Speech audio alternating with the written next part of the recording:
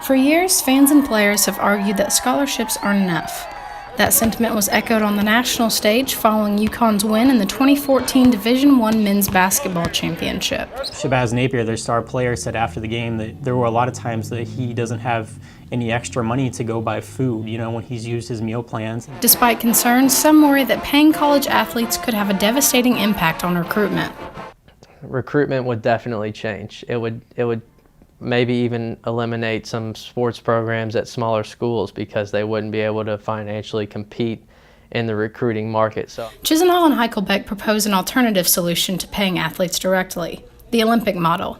Players could market themselves, earning money off their image and likeness and from endorsements. It would loosen restrictions. Like if a player wanted to sign with Adidas and be endorsed by Adidas, they could do that without it having to be done illegally to where they're actually in trouble with the FBI. They claim the Olympic model would eliminate the need to fairly distribute the money.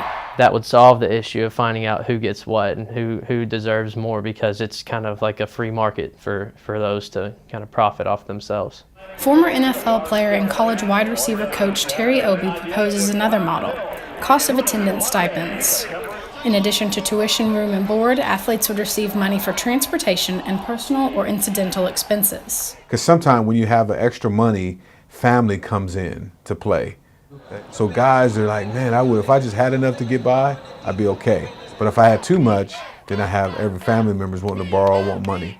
Obie says most schools are currently pursuing this model. He believes the biggest challenge is a stipend source of funding.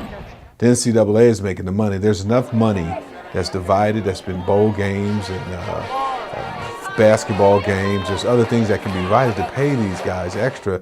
But now the model is that the money has to come from the universities.